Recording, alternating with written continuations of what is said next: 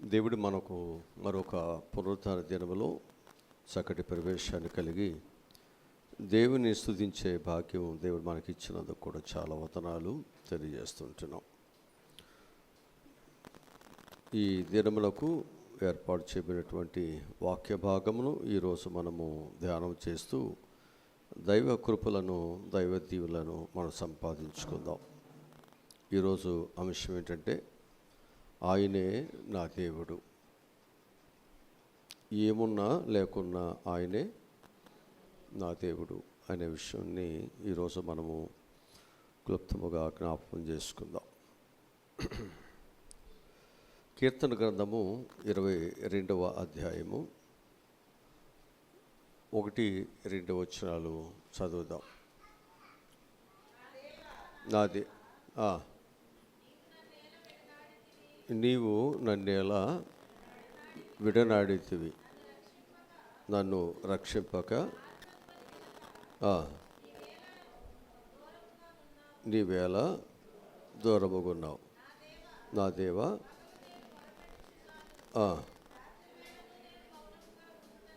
చాలు.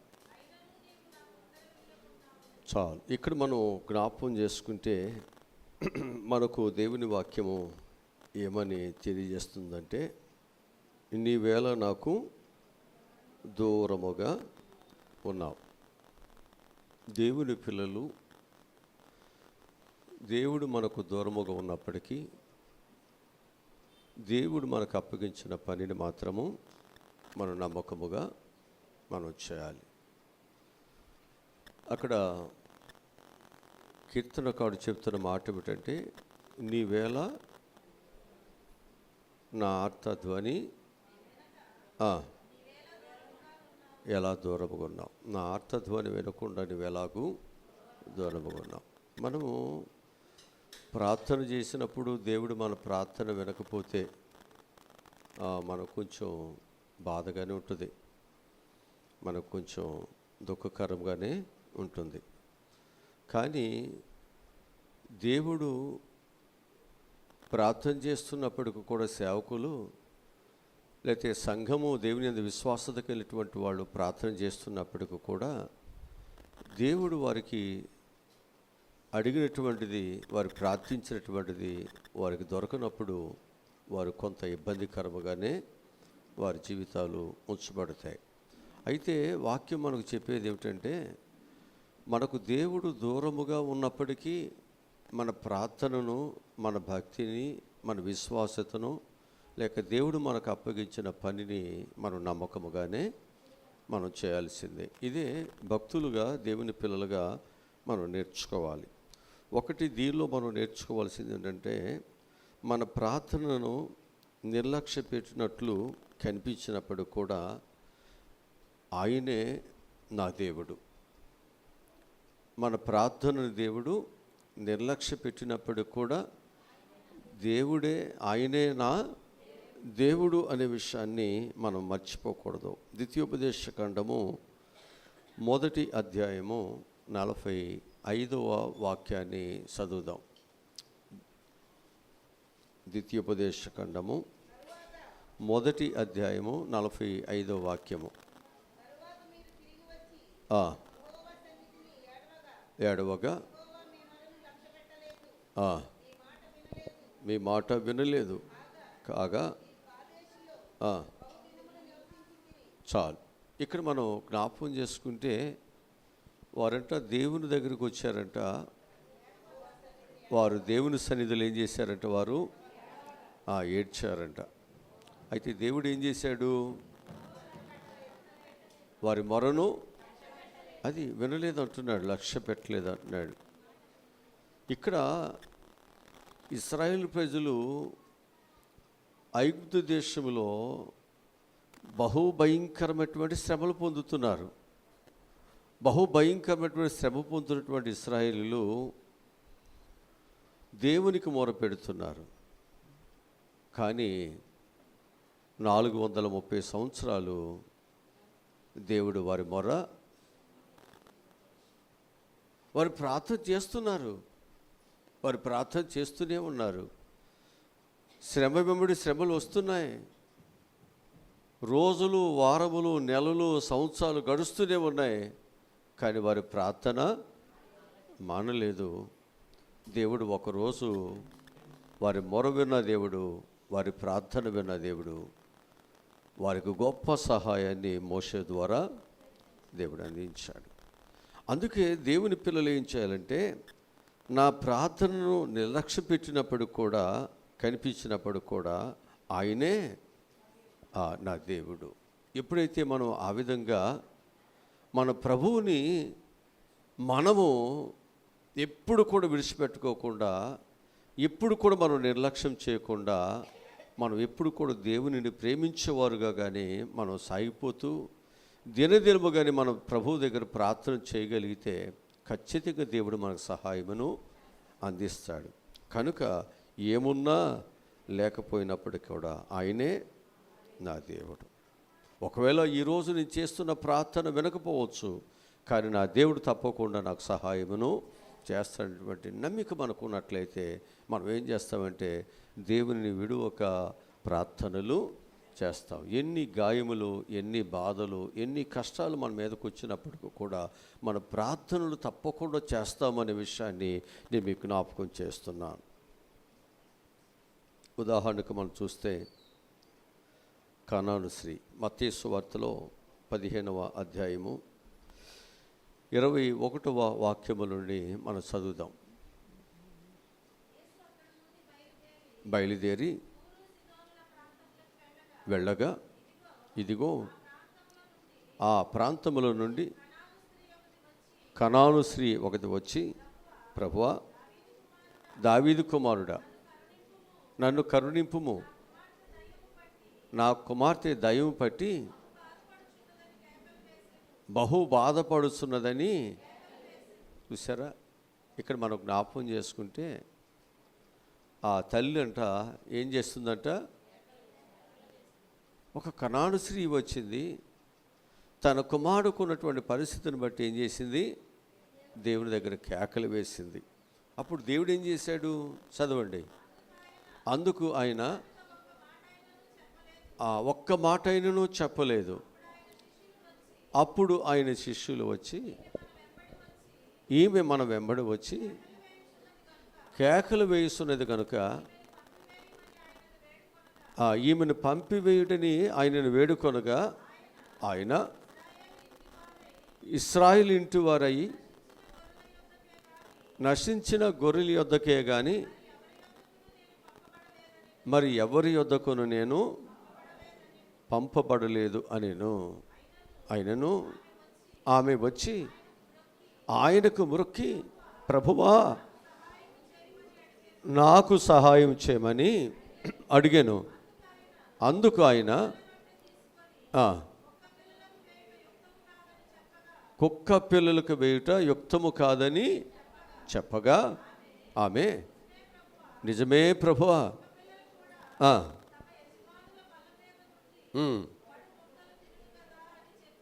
చూసారా, ఇప్పుడు ఆమె పట్ల దేవుడు నిర్లక్ష్యంగా మాట్లాడాడుగా. అయినా ఆమె ఏం చేసింది, విశ్వాసతను కొనసాగించింది, దేవుని మీద తనకున్న నమ్మికను కొనసాగించింది. అంతే. ఒకవేళ నీ జీవితంలో ప్రార్థన అనేటువంటిది దేవుని యొద్దకు ఒకవేళ దేవుడు నిర్లక్ష్యం చేస్తున్నా వినకపోయినా నువ్వేం చేయాలి, కంటిన్యూ చేస్తూనే ఉండాలి. నీవు తప్ప నాకెవరు ఉన్నారయ్యా అని మనం ఏం చేయాలంటే మాటి మాటికి దేవుని మనం ఏం చేయాలండి, బ్రతుకులాడుకోవాలి, గోజాడాలి, ప్రార్థన చేసుకోవాలి. ఎందుకని అంటే ఆ ప్రభువు నీకు సహాయం చేస్తేనే నీకు మేలు దొరుకుద్ది. ఆ ప్రభువు నీకు సహాయం చేసేంత వరకు కూడా మనం ఏం చేయాలి, ఆయన దగ్గర సహాయం పొందుకునేంత వరకు కూడా మనం ప్రార్థనలు చేస్తూనే ఉండాలి. ఇదే మనం చేయాల్సినటువంటి పని. ఎప్పుడైతే ఈ విధానాన్ని మనం అనుసరిస్తున్నామో ఖచ్చితంగా దేవుడు మనకు సహాయమును అందిస్తారు. ఆయన నిన్ను చేయి విడిచిపెట్టేవాడు కాదు అనే విషయాన్ని జ్ఞాపకం చేస్తున్నాను.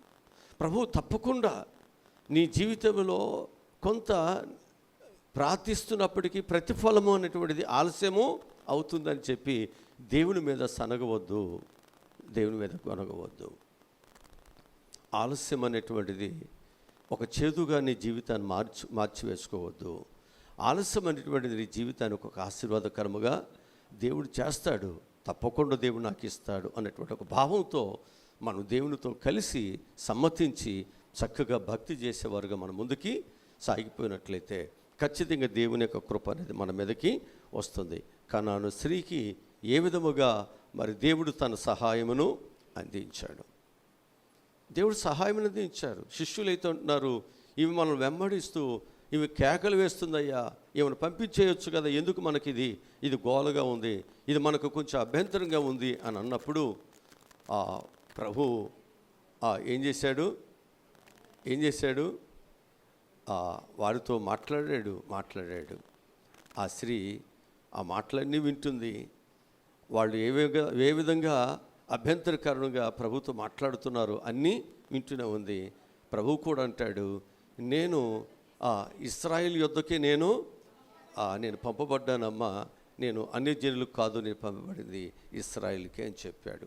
ఆ తర్వాత యేసు ప్రభు చెప్తున్నటువంటి ఆ కొంచెం అభ్యంతరకమైన మాట ఏంటి అంటే, పిల్లలు రొట్టె తీసుకుని కుక్క పిల్లలకు వేయటము యుక్తము కాదని చెప్పినప్పుడు ఆ తల్లి కూడా ఏముందంటే ప్రభు మాటను అంగీకరించింది, ప్రభు మాటను సమ్మతిస్తుంది. మనకైతే కోపాలు వస్తాయి కాదు, మనకైతే అలకు వస్తుంది కాదు, నేనేంటి, నా స్థితి ఏంటి, నా పరిస్థితి ఏంటి, నువ్వు నన్ను అంటావా అని మనం ఏం చేస్తాం, తిరుగుబాటు వేస్తాం. దేవుని వాక్యం ఏం చేసింది, ఆమె లోబడింది, గోజాడుకుంది. ప్రభు ఆమెకు సహాయమును తన కుమార్తెకు సహాయం అందించేంత వరకు కూడా ఆమె ప్రభువుని వెంబడిస్తూనే, ప్రభు యొక్క మాటలను సమ్మతిస్తూనే ప్రభు బిడ్డగా ఆమె ముందుకు వెళ్ళింది. దేవుడు ఆ కుటుంబానికి దేవుడు సహాయమును అందించాడు. అలా మన భక్తి ఉండాలి, అలా ప్రభువుని వెంబడించాలి, అలా మనము దేవునితో మన సహవాస సంబంధములను కలిగి ఉండాలి. మనం అడగంగానే ఇచ్చేయాలంటే ఎట్లా కుదురుతుంది?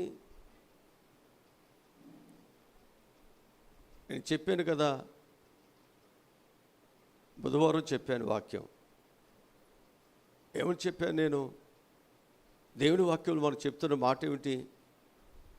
దేవుడు ఒక పాప యొక్క మొరను దేవుడు ఆలకించడు. ఎవరైతే దైవభక్తి కలిగి ఉన్నారో, ఎవరైతే దైవభక్తి ప్రకారముగా వారు దైవ చిత్తాన్ని కొనసాగిస్తున్నారో, దేవుడు వారి మొరను విని వారికి దేవుడు సహాయమును దయచేస్తాడు. అంటే దేవుడు మనకు సహాయం చేయాలి అంటే, ఒక పాప స్నేహాలతో, పాప అలవాట్లతో మన జీవితం ఉంచబడితే దేవుడు ఏ విధంగా సహాయం చేస్తాడు? వాక్యం ఏమంటుంది? దేవునికి నీకును మధ్య పాపం అనేటువంటిది ఒక గోడలాగా వచ్చినప్పుడు నీ ప్రార్థన దేవుని యొద్దకు ఎలా చేరుతుంది? కనుక మనలో ఉన్నటువంటి పాపము అనేటువంటిది ఏదైతే ఉందో అది తీసివేసినప్పుడే నీ ప్రార్థన దేవుని యొద్దకు, అంటే మనలో ఉన్నటువంటి లోపములను మనలో పెట్టుకుని దేవుడు నా ప్రార్థన వినట్లేదు, దేవుడు నాకు సహాయమును చేయట్లేదు అని మళ్ళీ తిరిగి దేవుని మీద మనం తిరుగుబాటు చేస్తున్నాం. అది ఏమాత్రము కూడా కరెక్ట్ అనేది కాదు. కనుక దేవుడు మన ప్రార్థన వినాలి అంటే ముందు మనము ఆయన పరిశుద్ధుడు కనుకను మనమును పరిశుద్ధులుగా మన జీవితాలు చిత్తపరుచుకున్నప్పుడు దేవుడు ఖచ్చితంగా దేవుడు మనకు సహాయమును చేస్తాడు. ఆ విధంగా ఎప్పుడైతే నీవు దేవుని బిడ్డగా నీ యొక్క జీవితాన్ని ప్రభువుకి పరిపూర్ణముగా సమర్పణ చేస్తావో దేవుని కృప అనేటువంటిది నీ మీదకు వస్తుంది. ఎప్పుడైతే నువ్వు దేవుని మాట వింటున్నావో అబ్రాహాములాగా తప్పకుండా దేవుడు నిన్ను ఘనమైన వానిగా, నేను ఒక ఫలభరితముగా దేవుడు చేస్తాడు. అందుకే ప్రభు అంటాడు కదా, మీరు నన్ను ఏర్పాటు చేసుకోలేదు, నేనే మిమ్మల్ని ఏర్పాటు చేసుకున్నాను. మీ ఫలములు ఫలించుటకును, మీ ఫలములు నిలిచి ఉన్నటకును మీరు వెళ్ళి ఫలించండి. మీరు వెళ్ళి ఫలించండి. దేవుని యొక్క పిల్లలుగా మనం వెళ్ళి మనం ఏం చేయాలంటే లోకములో మన ఫలములు రక్షణ, వాక్యము, పరిశుద్ధత, విశ్వాసము, దైవభక్తి ఏదైతే ఉందో అది నిలిచిన వారుగా లోకములకు వెళ్ళాలి, లోకములు మనం జీవించాలి. నీ సాక్ష్యం ద్వారా, నీ భక్తి ద్వారా, నీ వాక్యము ద్వారా అనేకుల దేవుని యొద్దకు, అదే నీకు ఫలభరితము. ఫలభరితం అంటే దీవెనలు అంటే మనం ఇళ్ళు వాకిలు కట్టుకోవటమో, బంగారం సంపాదించుకోవటమో, నేను మేడ మిద్దులతో మన యొక్క జీవితంలో ఉండటమో ఇది కాదు కావాల్సింది. వీటన్నిటికంటే ప్రాముఖ్యమైనది దేవుని మాట వినటం, దేవుని వాక్య ప్రకారం నడుచుకోవటం, పరిశుద్ధత కలిగి మన జీవితాలు ఉంటాం. దేవునికి భయభక్తులు కలిగి మన జీవితాలు ఎప్పుడైతే ఉంచబడుతున్నాయో ఖచ్చితంగా దేవుని బ్లెస్సింగ్స్, దేవుని యొక్క ఆశీర్వాదాలు మన మీదకి వస్తాయని చెప్పి ప్రభు పక్షముగా నేను మీ అందరికీ హృదయపూర్వకముగా నేను జ్ఞాపకంలోనికి తీసుకొస్తున్నా. హల్లెలూయా, హల్లెలూయా. కనుక కనాను స్త్రీ ఏ విధముగా దేవుడు కొంత ఆయనకి ఇబ్బందికరముగా, శిష్యుల ద్వారా ఇబ్బందికరముగా, పరిస్థితులు ఇబ్బందికరముగా ఉన్నప్పటికీ కూడా ఆమె ఏం చేసింది? వెతుకుజాలు చెందకోకుండా, ఆమె వెళ్ళిపోకుండా ఏం చేసింది? దేవుని కొరకు కనిపెట్టుకుని ఉంది. దేవుడు ఆమెకు సహాయమును చేశాడు. మనం కూడా కనిపెట్టుకుని ఉండాలి, ప్రభు కొరకు కనిపెట్టుకుని ఉండాలి.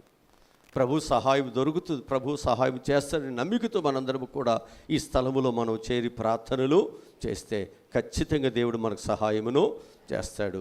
ఆయన ప్రార్థనలను ఆలకించువాడు అని చెప్పి నేను మీకు జ్ఞాపకం చేస్తున్నా. రెండవదిగా మనం జ్ఞాపకం చేసుకుంటే, నేను ప్రేమించిన వానిని నాకు దూరము చేసిన ఆయనే నా దేవుడు. నేను ప్రేమించిన వారిని నాకు దూరం చేసినప్పటికీ కూడా ఆయనే నా దేవుడు. ఆ విధంగా మనం ఏం చేయాలి అంటే దైవభక్తిని మనం చేయాలి. కొన్నిసార్లు మనం ప్రేమించిన వారిని దేవుడు దూరం చేస్తే మనకేమనిపిస్తుంది? బాధ అనిపిస్తుంది కదా. ఆ బాధలో మనం ఏమనుకుంటాం? దేవుడు నాకు అన్యాయం చేశాడు. దేవుడు అన్యాయస్తుడా? దేవుడు అబద్ధికుడా? దేవుడు మోసగాడా? మరి మనకేమనిపిస్తుంది? దేవుడు అన్యాయము బాధేస్తుంది కదా. ఆ బాధలో మనం ఏం చేస్తాం? ప్రార్థన మీద, దైవ సన్నిధి మీద, దైవ సేవకుల మీద మనకున్న విశ్వాసము పోతుంది, నిర్లక్ష్యమైపోతుంది. జాగ్రత్త. అందుకే రెండవదిగా మనం నేర్చుకునేది ఏమిటంటే, నేను ప్రేమించిన వారిని నాకు దూరం చేసినప్పుడు కూడా ఆయనే నా దేవుడు. ఈరోజు మన యొక్క అంశం ఏంటన్నమాట? దేవుడే, ఆయనే నా దేవుడు. అంతే. నువ్వెప్పుడు కూడా నీకు ఏ పరిస్థితి ఉన్నా, ఏ అవమానములు ఉన్నా, నువ్వు ప్రార్థన చేస్తున్నప్పుడు కూడా అది ఒకవేళ నీకు త్వరగా జవాబు అనేది రాకపోయినప్పుడు కూడా ఆయనని నీ దేవునిగా నువ్వు కలిగి ఉండటం. ఎప్పుడైతే నువ్వు భక్తి నేర్చుకుంటున్నావో, కనాను స్త్రీకి ఏ విధంగా దేవుడు సహాయమును అందించాడో, తన బిడ్డను ఏ విధంగా బాగు చేశాడో, దేవుడు మనల్ని కూడా దేవుడు బాగు చేస్తాడు, దీవిస్తాడు. ఆదికాండము 22వ అధ్యాయము 2-3 వచనాలు చదువుదాం. ఆదికాండము 22వ అధ్యాయము 2-3 వచనాలు చదువుదాం.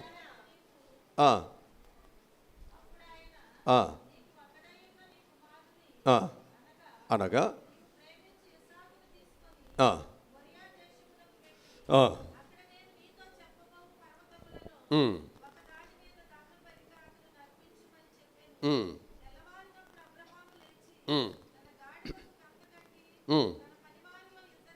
ఏమండి, ఇక్కడ అబ్రహాము తాను ప్రేమించిన కుమారుని దేవుడు అడిగాడు. ఇప్పుడు అబ్రహాము దేవుని ప్రేమించాడా, ప్రేమించలేదా? ప్రేమించాడా? అదే దైవ చిత్తం నెరవేర్చడం అంటే, అదే దేవుని చిత్తంలో నిలిచి ఉండటం అంటే. తాను ప్రేమించేటువంటి ఆ బిడ్డను దేవుడు కోరుతున్నప్పటికీ, దేవుడేంటి ఎంత మోసగాడు, నన్నేదో గొప్పగా దీవిస్తాడని చెప్పేసి దేవుడేమో నాకు వృద్ధాప్యములో ఒక బిడ్డని, ఒక నలకలంటే ఒకనిచ్చి మళ్ళీ కొన్ని రోజులకి ఏం చేస్తున్నాడు? ఆ బిడ్డ నాకు ఇచ్చేయమంటున్నాడు. ఎంత నమ్మక ద్రోహం చేస్తున్నాడు, ఎంత నమ్మక మోసం చేస్తున్నాడు, నాకు ఎంత అన్యాయం చేస్తున్నాడు. ఇదేనా ఆయన దేవుడైతే ఇలా కోరుతాడా, ఇలా చేస్తాడా? మనమైతే ఎన్ని అంటాం? చాలా అంటాం.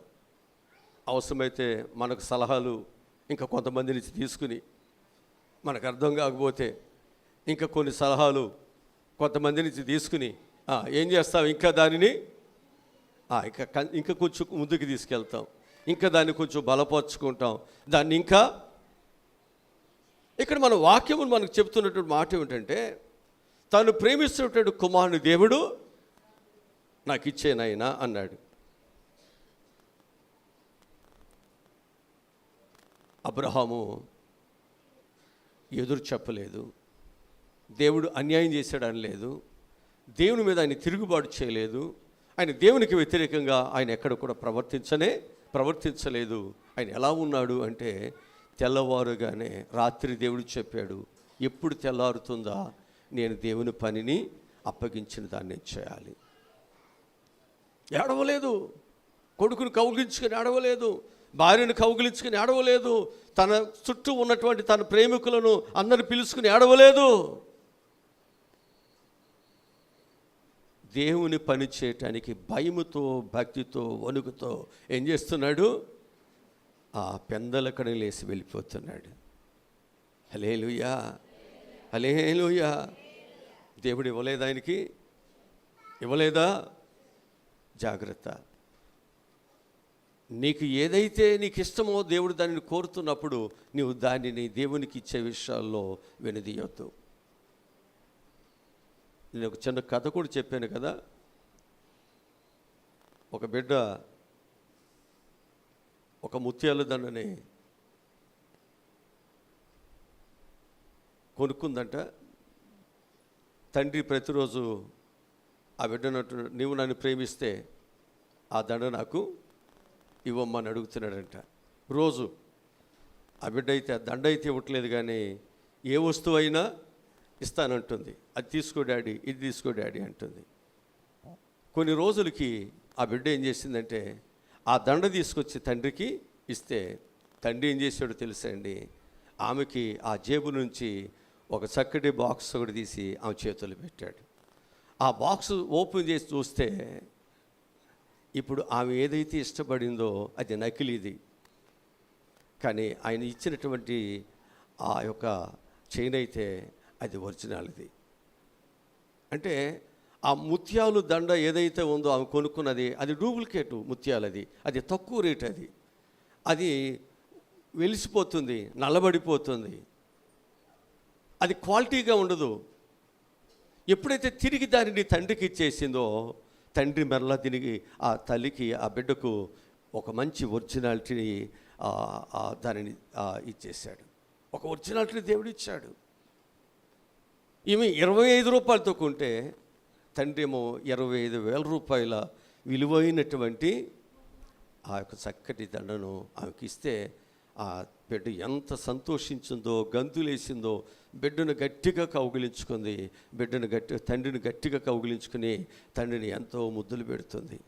అప్పుడు తండ్రి ఆ బిడ్డను నెవరుస్తూ అంటున్నాడు, అమ్మా ఇది ఈరోజు కాదు, నేను ప్రతిరోజు నేను అడుగుతున్నానే ఆ దండ నాకు ఇస్తే ఈ దండనే నీకు ఇస్తానని, కానీ నువ్వేం చేస్తున్నావు? ఆ దండ నాకు ఇవ్వట్లేదు. ఈ లోక స్నేహాలను విడిచిపెట్టమ్మా, నేను నీకు మంచి భవిష్యత్తు ఇస్తాను. ఈ లోకములో ఉన్న అనేకమైన ఆశలు, కోరికలు ఏమవుతున్నాయో అవి విడిచిపెట్టు. నీకు ఏవైతే లాభకరముగా ఉన్నాయో క్రీస్తు కొరకు వాటిని నష్టముగా ఎంచుకో, నేను నీకు మంచి స్థితిని ఇస్తానంటే మనం అంటున్నావు, నీ మంచి స్థితి నాకు అవసరం లేదు, నాకు మాత్రము లోకమే కావాలి. చాలామంది జీవితాలు ప్రభు దగ్గరకు వస్తున్నాం, ప్రభు మంచి ఈవులను ఇవ్వాలని ఆశపడుతుంటే మనం మాత్రం లోకాన్ని విడిచిపెట్టల, లోక స్నేహాలు విడిచిపెట్టల, లోక సంబంధమైన పరిస్థితులు ఇంకా మనం విడిచిపెట్టలేదు. ప్రభుతో మనము జత కట్టి ప్రభు బిడ్డలుగా జీవించడానికి, దేవుని పిల్లలుగా మనల్ని మనం దేవుని సజీవ యాగముగా సమర్పణ చేయట్లేదు. రక్షణ పొందుతున్నాం, బాప్తిసాలు తీసుకుంటున్నాం, దైవ సన్నిధికి వస్తున్నాం, కానీ మనస్సు మాత్రము మారట్లా. పైగా నేను భక్తి కలిగి ప్రార్థన చేస్తున్నాను, దేవుడు నాకే సహాయము చేయట్లేదు అనుకుంటున్నావు. అంటే నీ భక్తిని నీవే మెచ్చుకుంటున్నావు, నీ ప్రార్థన నీవే గౌరవించుకుంటున్నావు, నీవే హెచ్చించుకుంటున్నావు. కానీ దేవుడు ఎలాంటి భక్తిని, ఆయన చిత్తాన్ని కోరుకుంటున్నాడు నీకు తెలియట్లా, అసలు ఆలోచించట్లా. అందుకే వాక్యం చెబుతుంది ఏంటంటే, ఒక్కరి నడక వారికి అది మంచిగా కనిపిస్తుంది. నీ నడక, నీ పద్ధతి నీకు మంచిగా కనిపిస్తుంది, కానీ అది ఎదుటివానికి అది నష్టాన్ని కలిగిస్తుంది, అది దేవునికి అది విరుద్ధముగా కనిపిస్తుంటుంది. ఇప్పుడు దావీదు అనుకుంటున్నాడు, నేను రాజును కాబట్టి నేను ఏ పని చేస్తున్నా మంచిదేని అనుకున్నాడు. కానీ దేవుడు అంటున్నాడు, నువ్వు చేస్తున్న తప్పునైనా, నీకు అనేక మంది ఉపపత్నులు భార్యలు ఉండగా ఒక భార్యతో ఉన్నటువంటి అతని భార్యను తీసుకువెళ్ళి నువ్వు పాడు చేయటం మంచిది కాదు, అది తప్పు. అర్థమైన తర్వాతే, తప్పు తెలిసిన తర్వాతే ఆయన సరి చేసుకోవటానికి, ఆయన ఏడవటానికి, దేవుని దగ్గర ప్రార్థించటానికైనా ఇష్టపడుతున్నాడు. నీ తప్పు నీకు తెలియాలి, అప్పుడే కన్నీరు వస్తుంది, నేను తప్పు చేసినట్టు అర్థమవుతుంది. తండ్రి దగ్గర ఆస్తి తీసుకువెళ్ళటం నా హక్కు అనుకున్నాడు, ఇది నా ధర్మం అనుకున్నాడు. తండ్రి బెతులాడుతున్నా, తండ్రిని నివారించడానికి ఎన్నిసార్లు ప్రయత్నించినా తండ్రిని ఒక పగవాడుగా చూశాడు తప్ప తండ్రిని ప్రేమించిన కుమారుడుగా, తండ్రిగా ఆ కుమారుడు చూడలేదు. చివరాఖరికి ఏమైపోయింది అంటే, తన జీవితం అంతా కోల్పోయిన తర్వాత తండ్రి మాటలు జ్ఞాపకము చేసుకుని, అయ్యో నా తండ్రి నాకు ముందుగానే ఈ విషయాలన్నీ చెప్పినప్పటికీ నేను వినకపోయానే అని ఏడ్చుచు ఇప్పుడు అంటున్నాడు, నేను కుమారుడుగా కాదు, నేను ఒక కూలివానిగా నేను వెళ్తాను. తెలుసా నీకు, నీ తప్పిదము నీకు తెలియదు. తల్లిదండ్రులు నివారిస్తున్నారు, అమ్మా నువ్వు ఆ స్నేహాలు వద్దు, నువ్వు ఆ వ్యక్తితో వివాహం చేసుకోవద్దు, నువ్వు అలా నడవటం కరెక్ట్ కాదు, ఇలా ఉండటం కరెక్ట్ కాదంటే తల్లిదండ్రులు శత్రుగా చూస్తున్నావు. నా ఇష్టతలు నా తల్లిదండ్రులు అడ్డుకుంటున్నారని పగవానిగా చూస్తున్నావు. ఎవరో చెప్పిన మాటలు నీకు ఇష్టంగా ఉంటున్నాయి, తల్లిదండ్రుల మాటలు నీకు కష్టంగా ఉంటున్నాయి. చాలామందికి దైవజనుని యొక్క మాటలు కష్టంగానే ఉంటాయి. ఎవరో మాటలు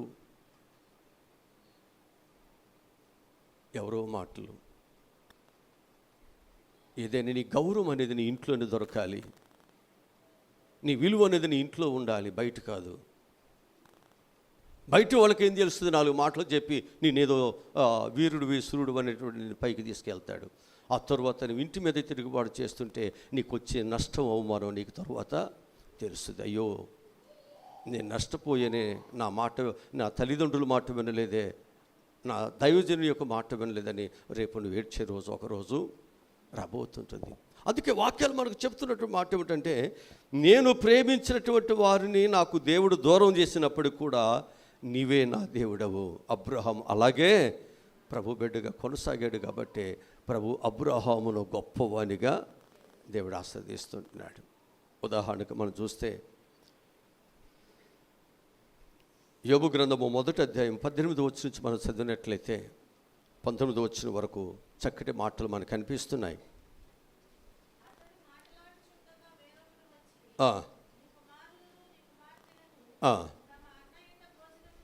తన అన్న ఇంట భోజనం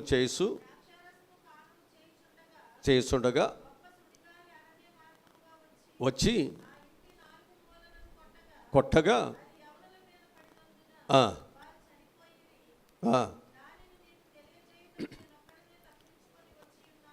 చూసారా, ప్రేమిస్తున్న పిల్లలు ఒకే రోజు ఏమైపోయారట,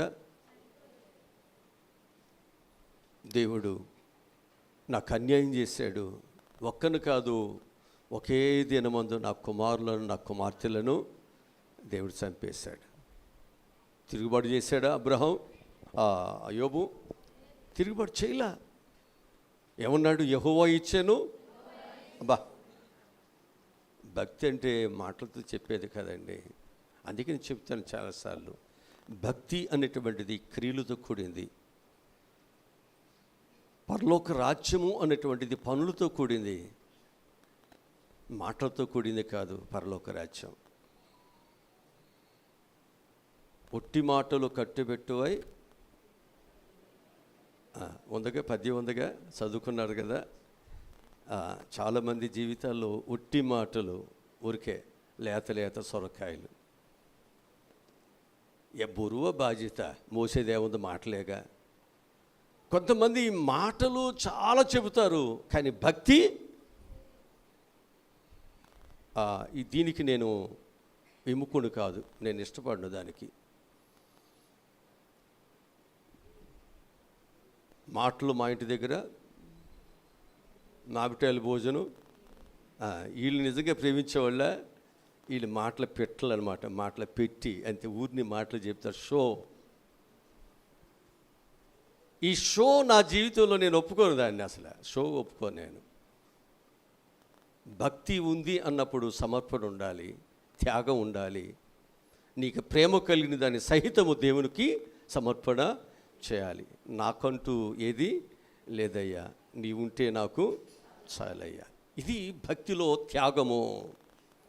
ఈ షో చేస్తున్నటువంటి షోకాల్ని అసలు నేను ఇష్టపడను. ప్రభు అంటాడు కదా, నీవు నన్ను ప్రేమిస్తున్నావా పేతురు, నీవు నన్ను ప్రేమిస్తున్నావా అడిగాడా? అడిగితే ఏమన్నాడు? అయితే నువ్వేం చేయాలన్నాడు? నీవు నన్ను వెంబడించాలి, నీవు నన్ను ప్రేమిస్తే ఈ బండ మీద నా సంఘాన్ని ఆయన కట్టాలి. కష్టమైనది ఇది నువ్వు చేయాలి నన్ను ప్రేమిస్తే. దేవుని ప్రేమించేవాడు దేవుని మాట వినాలి, దేవుని ప్రేమించేవాడు దేవునికి దాసులు అవ్వాలి. దేవుని ప్రేమించేటువంటి వారు దేవుని కొరకు తమ్ముడు తామే అర్పణగా అర్పించాలి. అదే ప్రేమ. దేవుడు లోకమును ప్రేమిస్తున్నానని చెప్పాడు. ప్రేమిస్తున్న ప్రజల కొరకు ఏం చేశాడు? తాను అర్పణగా అర్పించారు. ఇది ప్రేమ, ఇది భక్తి. ఇది లేకుండా నేను ప్రేమిస్తున్నాను అంటే అది ఎలా సాధ్యమో? అది మాటలు తప్ప. జాగ్రత్త. బైబిల్ మనకు బోధిస్తున్న మాట ఏమిటంటే,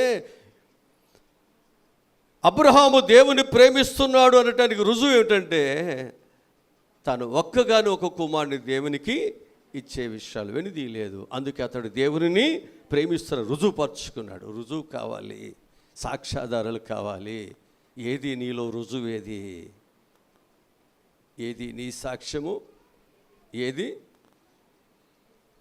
నువ్వు దేవుని ప్రేమిస్తున్నావంటే ఏది నీ సాక్ష్యం? యోబు దేవుని ప్రేమిస్తున్నాడు. దాని సాక్ష్యం ఏంటంటే, తన పిల్లలు ఒకే రోజు చనిపోయినప్పటికీ ఆయన ఏమంటున్నాడంటే, యెహోవా ఇచ్చెను, యెహోవాయే తీసుకునేను, ఆయన నామమునకే. అది సాక్ష్యము.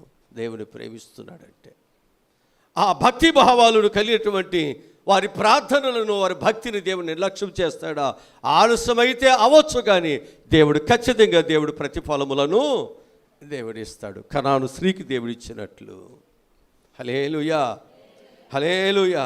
యోబుకు దేవునికి ఆశీర్వాదములు ఇచ్చినట్లు, అబ్రహాముకు దేవుని యొక్క దీవులు అందించినట్లు దేవుడు ఖచ్చితంగా దేవుడు మనకు సహాయమును అందిస్తాడు. అందుకే నీవే నా దేవుడువయ్యా, నీవే నా దేవుడివి. ఏ పరిస్థితుల్లో నేనున్నా నీవే నా దేవుడివి. నేను నీ బిడ్డగానే నా యొక్క జీవితాన్ని నేను కొనసాగిస్తాను. ఇక మూడవదిగా మనం చూసినట్లయితే, వాగ్దానములు నెరవేర్పు కనుసూపు మేరలో, వాగ్దాన నెరవేర్పు కనుసూపు మేరలో లేకపోయినా ఆయనే ఏం చేసేయి? దేవుడు ఏదైతే నీకు వాగ్దానం చేసి ఇస్తానన్నాడో అది నీకు ఎక్కడ కనిపించకపోయినా నువ్వేం చేయాలి? ఆయన వైపు ప్రయాణము, ఆయన దేవుడిగా పెట్టుకుని, గురుగా పెట్టుకుని ప్రయాణం చేయాలి. ఇస్తానన్నావు కదా, ఏది ఇవ్వలేదు, ఇంకా రక్షణ పొందాను కదా, ఏంటి నాకు ఆశీర్వాదాలు రాలేదేంటి? నేను ప్రార్థన చేస్తున్నా కదా, ఏంటి మా పిల్లలకి ఏంటి ఉద్యోగాలు రాలేదు, గర్భఫలాలు రాలేదు, ఏంటి నాకు జీవితంలో మార్పు ఏం కనిపించట్లేదు?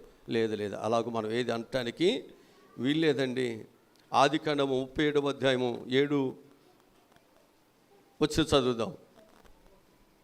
ఆదికాండం 37వ అధ్యాయము చదవాలి త్వరగా.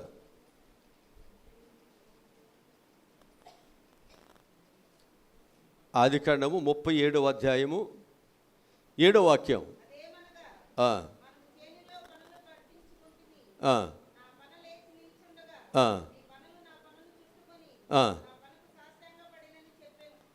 ఏమండి, ఎవరికి ఇది వచ్చింది కళ?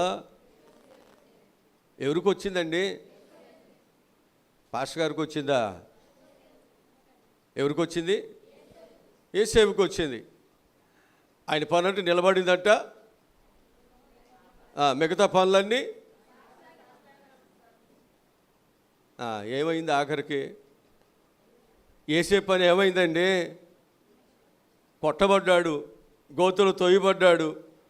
అసలు ముందు నేను వంగిన తర్వాత సర్వసగతి. ఇంట్లో ఆయన ఉంచారా? ఇదేంటి? దేవుడేమో వాగ్దానం చేశాడు, దర్శనం ఇచ్చాడు.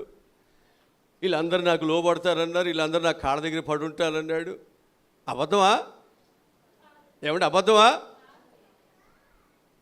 కొన్నిసార్లు ఆలస్యం అవ్వచ్చు, ఖచ్చితంగా దేవుని వాక్యములో సొన్నైనను పొన్నైనను ఖచ్చితంగా దేవుడు నెరవేరుస్తాడంతే. అన్ని బాధలు, అన్ని కష్టాలు వచ్చినా దేవుడు దర్శనం ఏదైతే వచ్చిందో దానిని ఆయన విస్మరించలా, మర్చిపోలేదు. ఆయన దేవుని కొరకు విధేయత కలిగి నడిచాడు, దేవుని కొరకు భయభక్తులు కలిగి ఉన్నాడు. అందుకే దేవుని ఆశీర్వాదము ఎవరి మీదకి వచ్చింది? 28 వచ్చింది, చదవండి.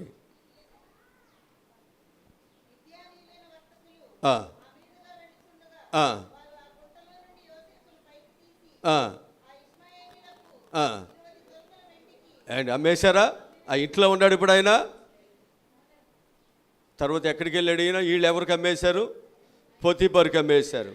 పొతీఫరు ఏం చేశాడు? జైల్లో పడేశాడు కొట్టి. ఇదేంటండి, ఇంత ప్రార్థన చేస్తున్నాను, ఇంత భక్తి చేస్తున్నాడు, దేవుడు నాతో మాట్లాడుతున్నాడు, దర్శనాలు ఇస్తున్నాడు, వాగ్దానం ఇంకా నెరవేర్చబడలేదు, దర్శనం ఇంకా నెరవేర్చబడలేదు, దేవుడు అబద్ధికుడు అన్నాడా? అనలేదండి, అనలేదు. పొతీఫరు భార్యతో ఏమన్నాడు? ఈ దుష్కార్యము చేయటానికి నా దేవుని ఎదుట ఈ దుష్కార్యం నేను ఎలా చేస్తాను?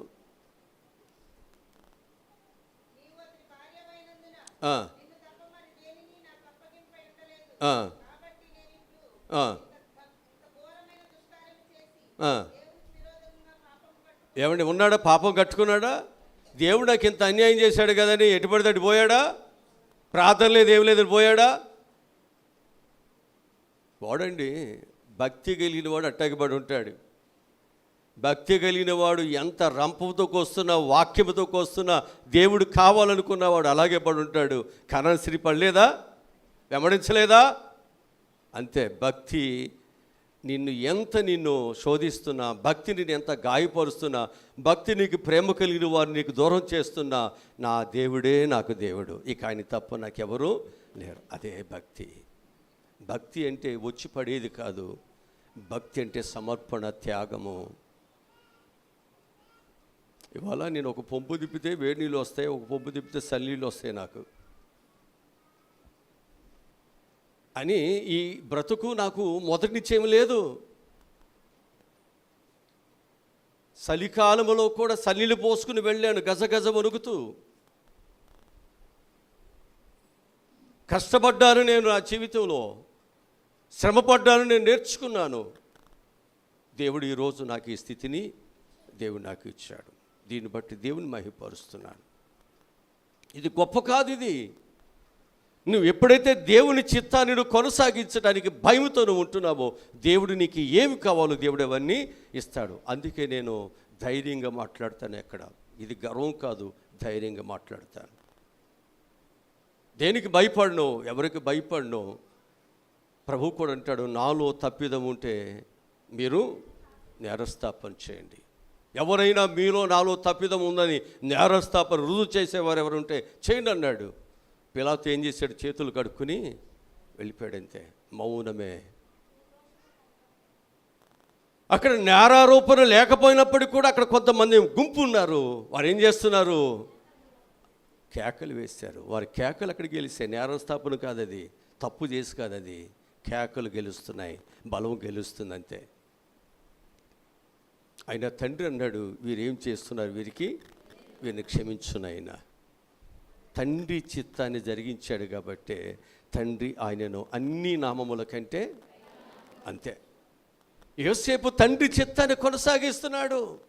దేవుడు ఏదైతే కలనిచ్చాడో దానికి అవిధేయతగా ఆయన బ్రతకటానికి తీర్మానం చేసుకోలేదు. ఒకరోజు వచ్చింది. ఆదికాండములు మనం చదివితే 41వ అధ్యాయము 40 వచ్చిన దగ్గర నుంచి మనం చదివితే అక్కడ గొప్ప స్టోరీ మనకు కనిపిస్తుంది. 41వ అధ్యాయము.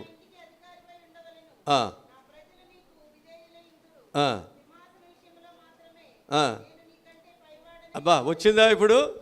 దేవుని వాక్యం నెరవేర్చబడిందా? మాట తప్పని వాడు మన దేవుడు. నువ్వైనా మర్చిపోవచ్చు కానీ, నీ తల్లి అయినా మర్చిపోవచ్చు కానీ, దేవుడు మర్చిపోయేవాడు కాదు. ఆయన కొరకు నువ్వు బ్రతికితే, నీతిగా ఆయన కొరకు బ్రతికితే, యథార్థముగా ఆయన కొరకు బ్రతికితే నిన్ను పై అధికారిగాని దేవుడు చేస్తాడు. ఎంతమంది అడ్డొచ్చినా ఎవ్వరు కూడా ఆగనే నీ ఎదుట నిలబడలేరు. యేసేపు ఎదుట నిలబడ్డారా? ఒకరోజు అన్నలందరూ వచ్చారు కదా, అన్నలందరూ వచ్చి ఏం చేశారు? పడ్డారా ఆయన మీద? కాళ్ళ మీద పడ్డారా? వాక్యం నెరవేరిందా? నెరవేరద్దంతే.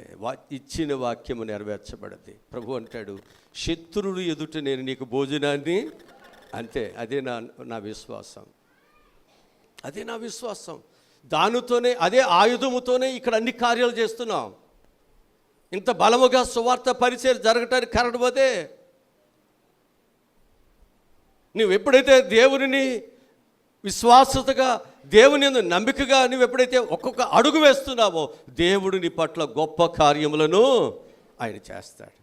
నీ నమ్మిక గొప్పదై ఉంటే నీ పట్ల దేవుడు అద్భుతమైన, ఊహించలేని కార్యాలు దేవుడు చేస్తాడు. హల్లెలూయా. కనుక వాగ్దానములు నెరవేర్పు కనుచూపు మేరలు మనకు లేకపోయినా ఆయనే మనకు దేవుడు. యేసేపుకి ఆయనే కదా దేవుడిగా ఉన్నది. దేవుడు ఆయన ఏం చేశాడు? వాగ్దానాన్ని కనిపించకపోయినా నువ్వు భక్తి చేస్తే, ప్రార్థిస్తే, దేవుని కొరకు నిలబడితే దేవుడు కార్యాలు దేవుడు చేస్తాడు. అసత్యము కొరకు వద్దండి, సత్యము కొరకు నిలబడదాం అంటాడు. నేను నిన్ను సత్యము కొరకు సాక్షులుగా నేను నిన్ను ఏర్పాటు చేసుకున్నాను. సత్యము కొరకు సాక్షులుగా నేను నిన్ను ఏర్పాటు చేసుకున్నాను. సత్యము కొరకు ఒక స్తంభముగా మనం దేవుని బిడ్డలుగా, దేవుని సంఘములో నిలబడాలి. అబద్ధానికి మనం నిలబడకూడదు. సత్యము కొరకు మనం నిలబడినప్పుడే దేవుడు మనకు సహాయమును దేవుడు చేస్తాడు. నాలుగోదిగా మనం చూస్తే, ప్రార్థించిన స్వస్థత రాకపోయినా, కుటుంబ సభ్యులను కోల్పోయినా ఆయనే నా దేవుడు. ప్రార్థించినప్పటికీ, స్వస్థతలు అనేవి నాకు రాకపోయినప్పటికీ, కుటుంబ సభ్యులలో నేను అనేకులను కోల్పోయినప్పటికీ కూడా ఆయనే నా దేవుడు. ఇక వేరొక దేవుడు నాకు లేడు. ఆయనే. ఆయన నన్ను కుట్టినా, గాయపరిచినా, నన్ను హింసించినా, నన్ను పైకి లేపినా, నన్ను నిలబెట్టిన ఆయనే నాకు దేవుడు. అదే మన భక్తి, అదే మన విశ్వాసం.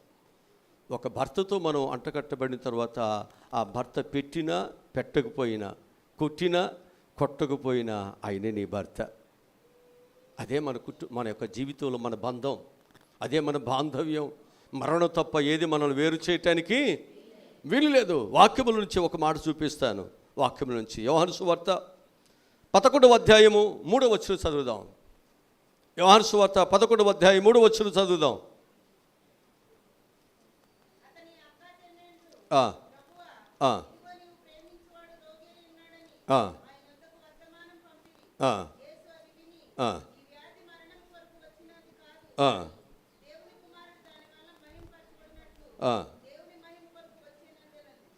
ఎవరి గురించి చెప్పారు ఈ మాట? ఎవరి గురించి చెప్పారు? లాజరు గురించి చెప్పారు. ఇది ఎందుకు వచ్చింది? దేవుని మహిమార్థము.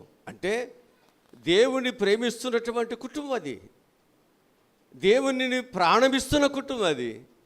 దేవుని కొరకు కొన్ని వేల రూపాయలు ఖర్చు చేస్తూ భోజనం వండుతున్నటువంటి మంచి కుటుంబం అది. అవునా? మంచి కుటుంబమేనా? యేసు ప్రభు ఎప్పుడు వెళ్ళినా మంచి భోజనం పెట్టారు.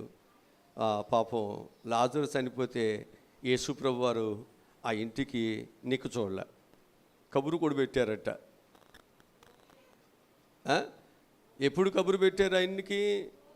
ఆయన రోగి ఉన్నప్పుడు కబురు పెడితే చచ్చిపోయినా లేదంట.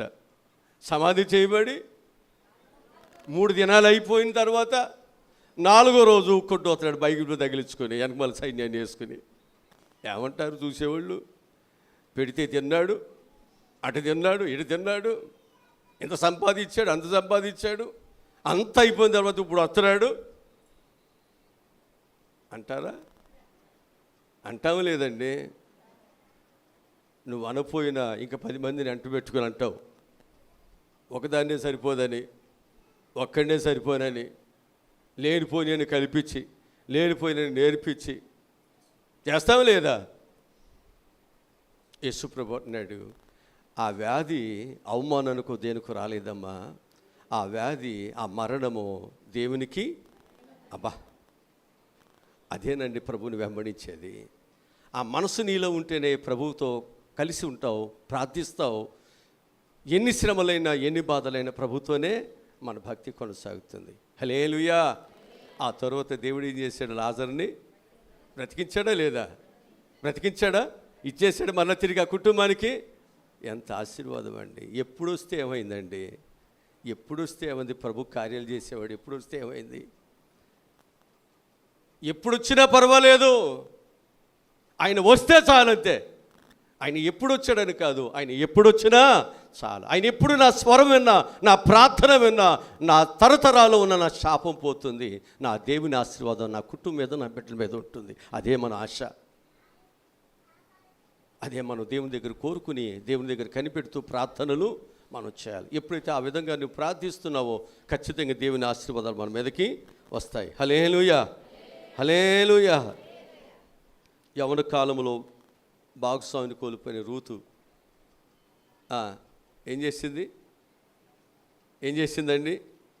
నీ దేవుడే, నీ జనులే, నువ్వెక్కడుంటే, నువ్వెక్కడ సస్తే అందా. మనమైతేనా దీని ఇంట్లోకి వచ్చాను, ఇల్లు వాకిలు తీసుకుంటాం, అత్తగారిని మళ్ళీ తీసుకు బయటపడేస్తాం.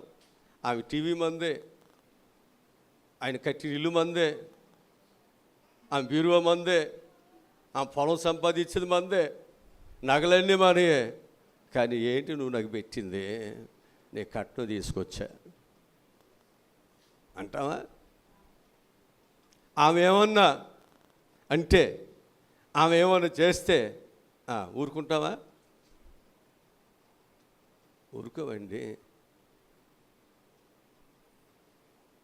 ఇక్కడ రూతుమ్మ ఆ మాటల్లా నీ దేవుడే కౌగిలించుకుందా, ముద్దు పెట్టుకుందా? అత్తమ్మ నువ్వు ఆ మాట అనొద్దు. ఇక దేవుడు ఆమెకి ఎంత ఆశీర్వాదం ఇచ్చాడండి. ఆమె అంటుంది, నా దగ్గర ఏముందమ్మా, నన్ను నువ్వు ప్రేమించి నా వెనక వాళ్ళు రావటానికి వయసు ఉన్నదానివి, బయటికి పోతే ఏదైనా నీ బతుకు బాగుంటుంది, భవిష్యత్తు బాగుంటుంది కదా, నీ తల్లిదండ్రుల ఇంటికి పోవచ్చు కదా, నా దగ్గర ఏముంది? నా భర్త లేడు, మరణ నేను కాపరేసి పిల్లలకి నీకు ఇవ్వటానికి ఇల్లు వాకిలు కూడా లేవు, అంతా పోగొట్టుకున్న దరిద్రురాలు నేను అంటది. నేను మారానమ్మా, నేను చేదుని, నా దగ్గర తీపిదానివేమి అంటే, బెల్లం ఉంటేనే ఈగలు వచ్చేది, చేదుకుంటే ఏమన్నా, నా దగ్గర ఏముండి నువ్వు వస్తున్నావు? ఏమీ లేకపోయినా పర్వాలేదు, నీతోనే నేను ఉంటాను. నీ దేవుడే నా దేవుడు, నీ జనులే నా జనులు. నీకు ఏది ఉంటే అదే, ఆ గుడిసే నాది, ఆ స్థలమే నాది, అక్కడే నేను ఉంటాను, అక్కడే నా కాలం. మరణం తప్ప ఏది మన ఇద్దరిని వేరు చేయటానికి ఏం సమర్పణ అండి. దేవుడు విడిచిపెడతాడండి? యవ్వన కాలంలో కోల్పోయినటువంటి అన్నిటిని కూడా దేవుడు రూతుకి ఏమిచ్చాడు? దేవునిగా ఎన్ని కోల్పోయినా, ఏమి కోల్పోయినా, సర్వస్వం కోల్పోయినా నీ ఉంటే నాకు ఆ పాట అయితే పాడతాం, కానీ ఆయన లేకపోయినా పర్వాలేదయ్యా, ఈరోజు 2000 రూపాయలు కూలి వస్తుందంట, ఆడిపోతానులయ్యా, ఈ వారం లేకపోయినా పర్వాలేదులయ్యా, ఇవాళ కాస్త ఏదో నాకు ఆ ఎలక్షన్లో వెనకని వెళ్ళిపోతే డబ్బులు ఏది ఇస్తారంట, అడిపోతానులయ్యా. మన జీవితాల్లో ఈ పోవటమే మన దేవుని సరిగ్గా మన సమర్పణతో ప్రభు బిడ్డలుగా సాగలేకపోతున్నాం. హల్లెలూయా, హల్లెలూయా. కనుక రూతు వలె మన జీవితాలు ఎలా ఉండాలి? రూతు వలె మన జీవితాలు ఎలా ఉండాలి? మనం ఎలా ఉండాలంటే, నీవే నా దేవుడవు, నీవే నా దేవుడు. నేను ఏమి కోల్పోయినా అసలు నేను జీరోగా ఉన్నా, నీ ఉంటే నేను హీరోనే. అంతేనా? నిన్ను దేవుడు ఎప్పటికైనా హీరోని చేస్తాడు. ఇప్పుడు ఆ రూతు ఎక్కడికి వెళ్ళింది? బెత్లెహేముకి వెళ్ళింది. బెత్లెహేములో హీరో ఎవరు? ఇప్పుడు అక్కడ ఆస్తిపరుడు ఎవరు? కోటీశ్వరుడు ఎవరు? బోయాజు రాజు. ఇప్పుడు బోయాజు రాజు కన్ను ఎవరి మీద పడింది? రూతు మీద పడింది. ఆయన తలుసుకుని ఎంతమంది వస్తారు? దేవుడు చూసారా? ఆమెని ప్రేమించేటట్లుగా దేవుడు ఒక ధనవంతుని ఏర్పాటు చేశాడు. ఇప్పుడు ఏమైంది? ఆ ధనవంతునికి అదే రూతుముతో ఆ నయముతో కలిసి రాకపోతే ఆ భాగ్యం దొరికేదా? దేవుని బ్లెస్సింగ్ అవే. పోయిన వాటిని చూసి అడవద్దు, అయిపోయిన స్థితిని గురించి అడవద్దు, జరిగిపోయిన కాలాన్ని పదే పదే జ్ఞాపకం చేసుకుని ఏడవద్దు. నీ ముందు ఉంచబడిన భవిష్యత్తు కొరకు ఏడవండి, ప్రార్థించండి. అందుకంటాడు, నా కొరకు మీరు ఏడవద్దు, మీ కొరకు, మీకు భవిష్యత్తు ఉంది, మీ కుటుంబానికి ఏడవండి. అయిపోయిన దానికోసం వద్దేక, అయిపోయిన దానికోసం ఏడిస్తే ఏం రాదు ఇక మీకు. రేపు నేను ఏం చేయాలి, ఏం చేస్తే నాకు ఆశీర్వాదం వస్తుంది, అది ఆలోచించండి. అదే నీకు దీవెన. క్రైస్తవ జీవితాల్లో రేపు నీ భవిష్యత్తు ఏంటి? ఇక్కడ కాదు. ఇక్కడ కూడు లేదు, గుడ్డు లేదు, భర్త లేడు, పిల్లలు లేరు, ఆస్తి లేదు, అంతస్తు లేదు, తింటా లేదు, తాగటానికి ఏమి లేదు, ఏడిపోద్దు. రేపు సుఖవంతమైన జీవితం పరలోకంలో ఉంది. ఆకలి లేదు, దప్పిక లేదు, కన్నీరు లేదు, అది దాని కొరకు ఏడవండి. అది నీకు కావాలి. ఇక్కడ జీవితం అయిపోతుంది కదా, ఇక్కడ జీవితంలో జీవితం గతించిపోతుంది కదా, దీని కొరకు వద్దిక. ఇప్పుడు నా జుట్టు తెల్లబడిపోయిందని నేను ఎన్నిసార్లు రంగేసిన తెలుపు నలుపు అవుద్దా? ఆ కొన్ని రోజులు ఉంటుంది, మళ్ళీ తెలిపే, అంతేనా? నా శరీరము ముడత తుల్యంలోకి ముడతలుగా వచ్చేస్తుంది. నా ఎముకలు నరాలన్నీ కూడా ఏమైపోతుంది, బలహీనం అయిపోతున్నాయి. నేను బలం కావాలి, బలం కావాలి, నేను ఎన్ని తిన్నా, ఎంత వాకింగ్లు చేసినా ఏమైనా ఉంటుందా? ఏముంటుందండి? ఆ యవన బలం మళ్ళీ వస్తుందా మనకి? ఆ యవన అందసందాలు మనకు వస్తాయా? అయిపోయింది ఇక. ఇప్పుడు ప్రజెంట్ మనం చేయవలసింది ఏంటంటే, ఇప్పుడు నేను ఈ కాలం ముగించిన తర్వాత, ఈ జీవితం ముగించిన తర్వాత నేను ఎలా బ్రతుకుతాను, నా జీవితం ఏంటి, ఇది ఆలోచించు. అయిపోయిన దాని గురించి, దేని గురించి? అయిపోయిన దానికోసం బ్యాండ్ వాద్యాలు ఎందుకు ఇంక మనకి? అయిపోయిన తర్వాత బ్యాండ్ వాద్యాలు ఎందుకండి మనకి? అవసరం లేదు. రేపు జరగబోయే దానికోసం ఆలోచించండి. దేవుని ఆశీర్వాదాన్ని మీదకి వస్తాయి. దేవుడి మాటలు దీవించునుగాక. ఆమేన్. హల్లెలూయా. తల వచ్చండి, ప్రార్థన చేసుకుందాం. మా ప్రభువా రక్షకుడా, ఈరోజు చెప్పిన ప్రతి మాటను బట్టి వందనాలు నాయనా. తిరిగి నా పిల్లలందరికీ నీ దీవెన ఆశీర్వాదాలు నిండుగా మెండుగా దయచేయమని యేసు నామములో ఈ మనవలి ప్రార్థనలు అడిగి పొందుకుని ఉన్నాము తండ్రి. ఆమేన్. ఆమేన్.